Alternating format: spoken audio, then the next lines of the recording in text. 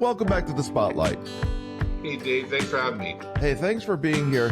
And let's just start off with what's on everyone's mind. Inflation, fuel, and it's all being blamed on Ukraine and Russia. But I do believe we spoke about this way before Ukraine and Russia. Where I am, we see fuel prices moving up. Out in California, I've been seeing reports that it's skyrocketing. How high do you think the fuel costs are going to go? How bad is it going to get?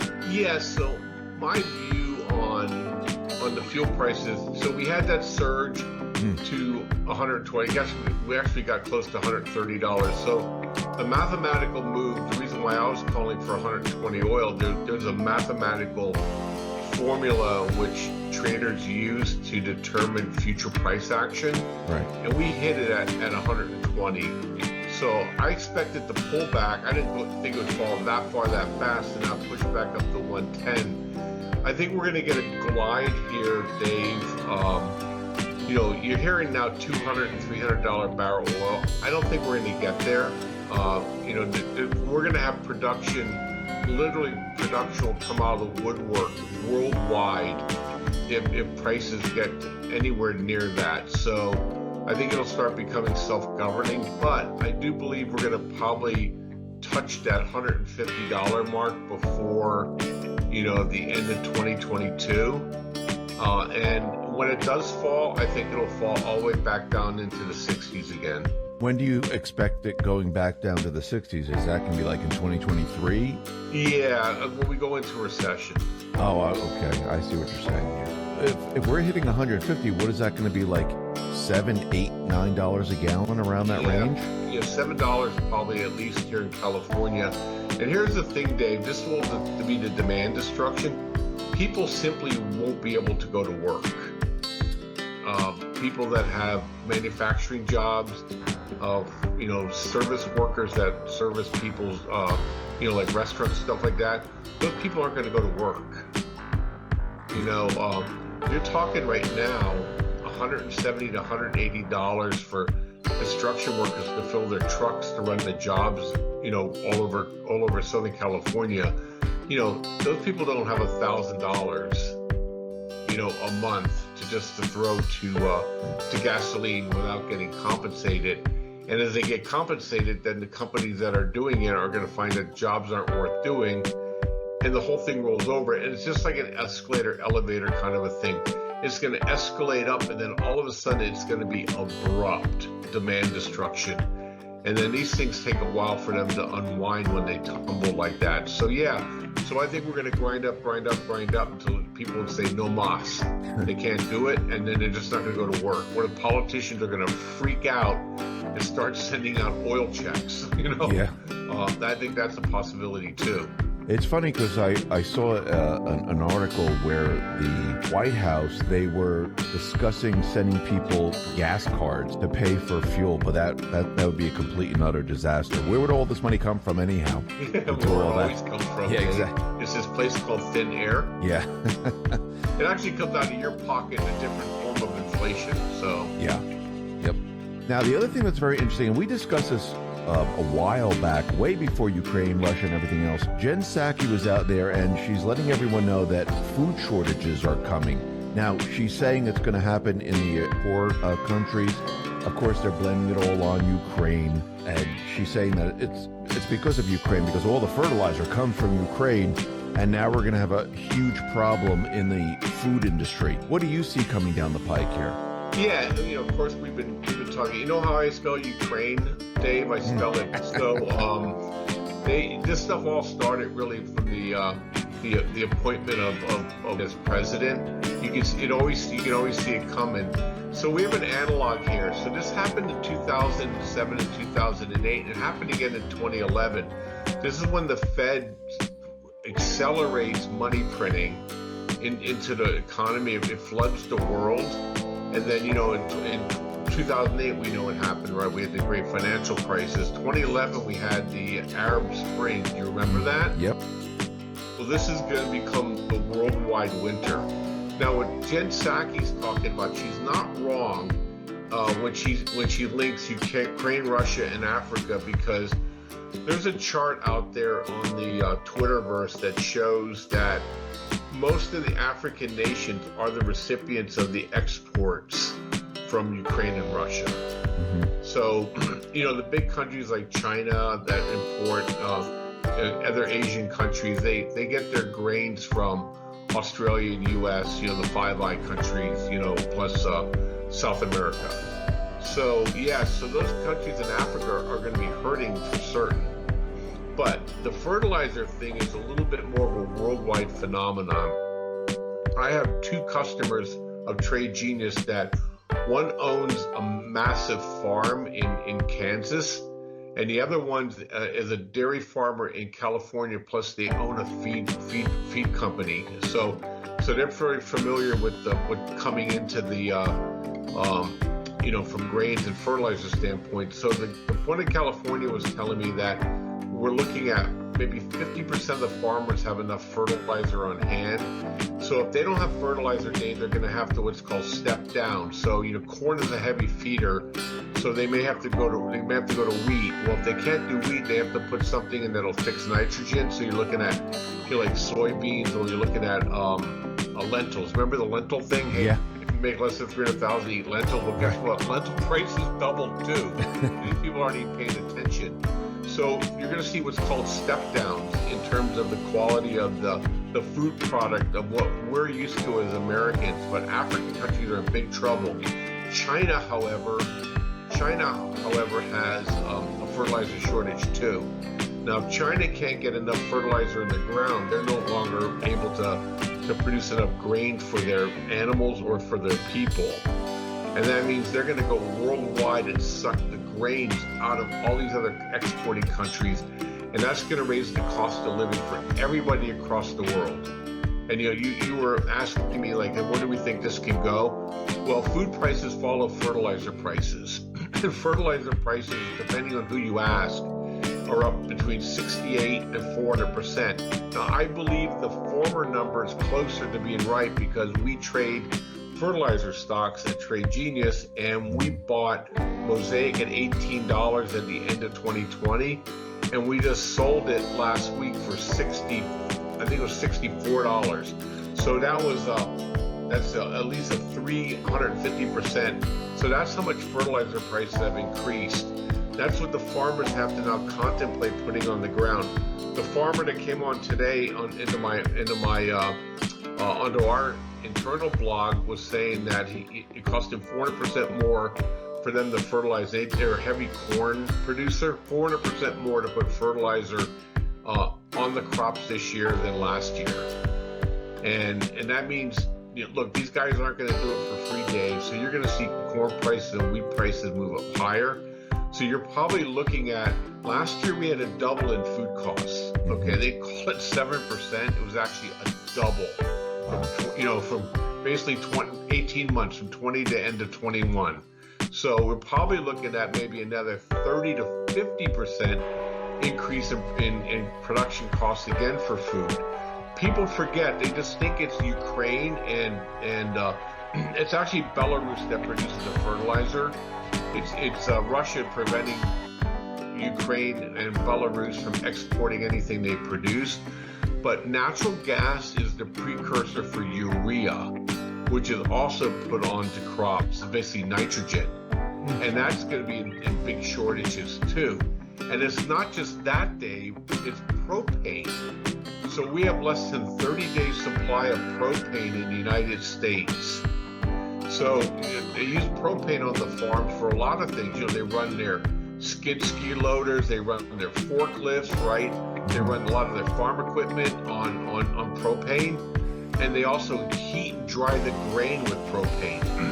So if you don't have propane, you have to either naturally dry your crops, which is just ridiculous with the amount of crops that are produced in the United States, or it goes bad, or it's not worth as much. And so we have really a perfect storm here. So the administration, I think, is going to find themselves in a situation where they will rue the day they capped production in the United States, because it's going to cause great harm.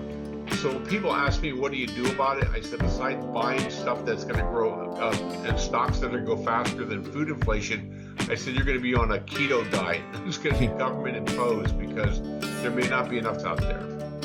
So add on top of this, and if we start to bring everything together, fuel, because if fuel continually moves up higher and higher, the delivery costs and everything else for the food, this is just, like you said, a perfect storm heading our way. Yeah, it just layers, it's layers upon layers upon layers. And then if the people can't afford, like these independent truckers aren't going to get compensated for it, they're simply not going to drive the truck.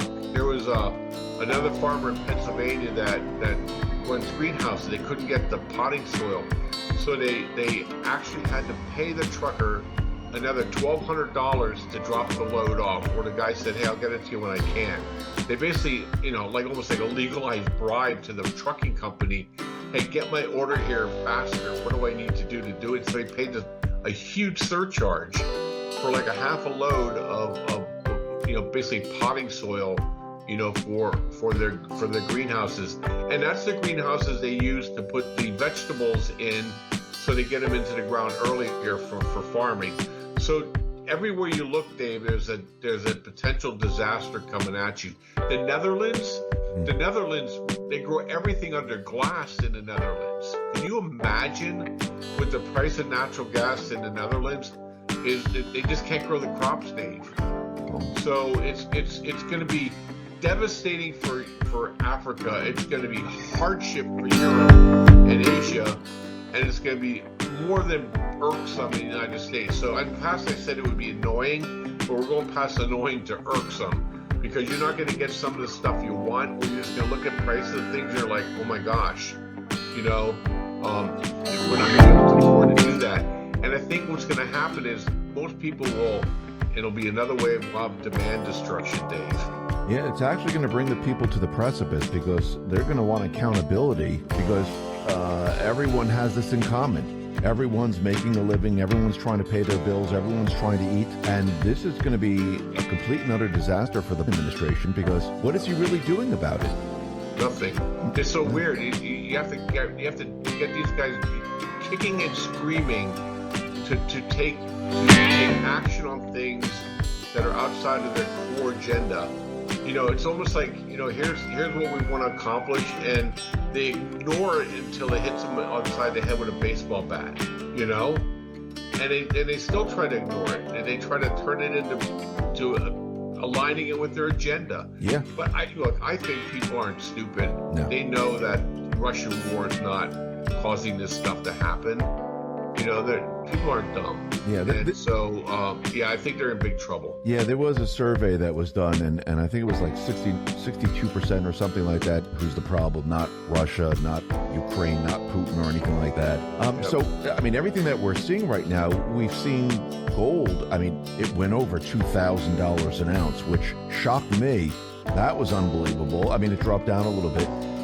Do you think now, since we passed the $2,000 mark, you think this is going to go a lot higher? Yeah. I had to actually get a stress test done when I saw that it made a new high. I'm like, it'd take forever for this thing to move. Yeah, so, I think this time they're going to start losing control of gold and silver. So, but look, it's the other yellow metal that's doing the best. It's uranium, Dave, and uranium now just hit the media phase of its Eiffel Tower move. So we're going to see some big acceleration, and other social media people now that just found it. As you know, I've been pounding the table on uranium for over a year, and we're getting these tremendous moves now, and there's still a triple left in it. But uranium and silver like to move together. So if uranium lifts off, you'll see silver follow along, and then gold obviously will go with silver. So I loaded up the bus on the miners here over the last couple weeks, and I gave myself a lot looser stops this time, so I don't get shaken out. But you're going to start seeing a big move in gold and silver, along with all the other ones. So it's the renewable energy complex now moving, Dave. It's the nickel, cobalt, copper, and then gold and silver will come right along with it. And what about Bitcoin? Because we saw it drop. It was below 40, and now it's being picked up again. I mean, I'm starting to see a lot of countries start to move towards making Bitcoin legal tender.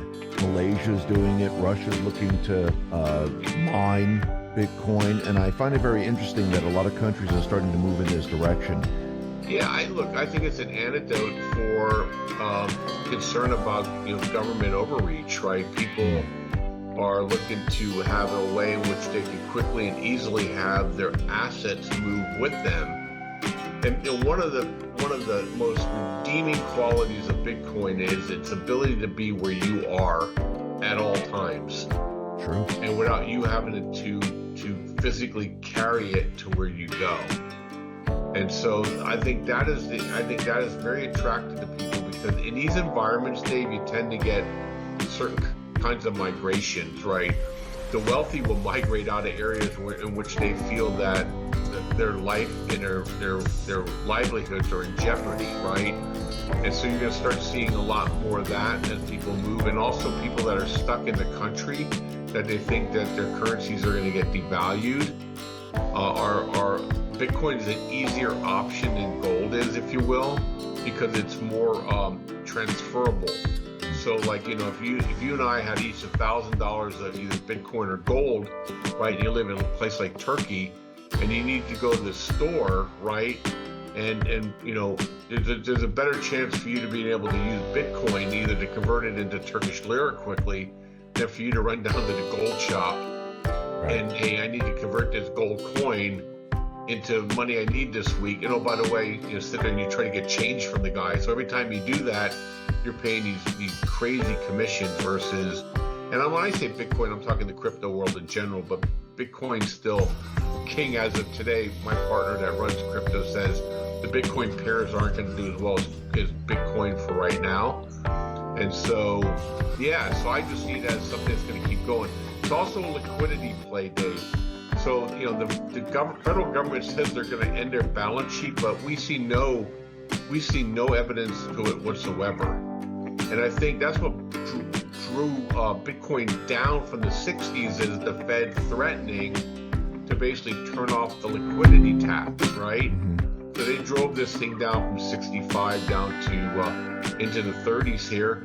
And as people are realizing, it's raising interest rates, but the balance sheet keeps increasing. So one of the ways you look at Bitcoin, as our balance sheet goes up, that supports Bitcoin. So you take the worldwide balance sheet, Dave, you take the price of Bitcoin, you'll find causation and correlation there. Yeah. So if people wanted to get into trading, do you have any specials this month? Yeah, we sure do. So we have 7 bundles running right now, Dave. If you're a beginner trading Bitcoin, trading crypto and stocks, you can do that. If you're more advanced, we have 7 more advanced programs. We have a room called the VIP room where we're trading options and we're trading futures, and we have basically ability to communicate like we're talking, versus just chat in chat rooms. So you get all those for 65% off, and it's our best pricing of the year, by the way. So we're going to be raising our prices soon. So these are like really good rates with the discount. And then if you don't want any of that, you just want to pick from the store, just promo code SPRING, 35% off. All these prices are good to the 26th of March. And what we do, Dave, is we give you access to the algorithm. We give you access to our chat rooms. We teach you how to use the algorithms. And then plus I'm pushing trades out for people every day. And we just been killing it. It's just been, normally I'm a little more circumspect, but this has been the most wonderful 3 months that we've had. Everything's coming together, a lot of volatility. Our systems love volatility. A lot of things that we love are moving in the commodity space because we've been preparing for this for a long time. And so a lot of things are breaking our way. The algorithms are finding it. We just did a trade today. We got rail freightways systems. We basically went in there and bought it at 460, sold it at 550. A couple minutes kind of a trade. The day before, we just had a trade. We traded a seed bioscience company. Same thing, in at 9, out at 950 in a couple minutes. We don't normally do day trades, but these are the kind of moves that are starting to happen in these commodity spaces. We've been in uranium since since 18 months ago. These things have tripled. So it's a good time to join us because we think we have everything aligned pretty well right now. Great. I'll put all the links at the bottom of the video for those people that wanted to go over and learn how to trade, or if you're already trading, you can join up. Just click on the link, it'll bring you right over. The other thing I wanted to mention was the Fed, because all of a sudden they decided to raise the rates. And you just mentioned this a couple minutes ago, but they started to raise the rates, and now we have Powell out there saying that he's going to raise the rates a lot sooner than later, and maybe multiple times. Actually, some people are calling for 6 or 7 rate hikes this year in 2022, which is absolutely ridiculous. So with them raising rates, do you think this is going to start pushing inflation down, or do you think it's going to have the opposite effect? Yeah, so what the Fed is fighting something it can't fight. So, if it was a demand issue, Dave, they can suppress demand by raising interest rates, but they can't increase supply by increasing interest rates. So they perversely will do what you said on your last statement, is that they may suppress ability of producers to produce, which would then ironically raise the price of the goods that are being sold, which would then basically create a situation where we'll roll into a really bad recession. And so so they're fighting the wrong battle. If the fight a supply war is, you got to increase supply, right? And you need to increase people's ability to pay for those things. Not what they're doing. They're actually doing the double opposite. So they're just freaking out right now because they say the inflation rate is at 7%. The PPI said it was at 10%. But they just gave their congressional staffers a 20% raise. So we know where inflation really is. You don't have to take a genius to see that oil prices have doubled and food prices have doubled. So the inflation rate is obviously 7%. I don't think so. So they're way behind the curve. Now, the silver lining here with this is that when people realize as they're raising rates, they're not curbing this stuff, that's when gold and silver will take off, because they like negative rates. And so negative rates is when the Fed is behind the inflation curve and it gets recognized. So that's what we'll see first. Before we get into any recessions, Dave, we'll start seeing the price of gold and silver will take off. And then they're going to have to solve the inflation problem a different way. Yeah, I think the days of manipulating the rates are over, because now people can see the truth about it, because it's happening so fast and no one's really believing, oh, look, it's 5%, 6%, 7%, and people can see the truth.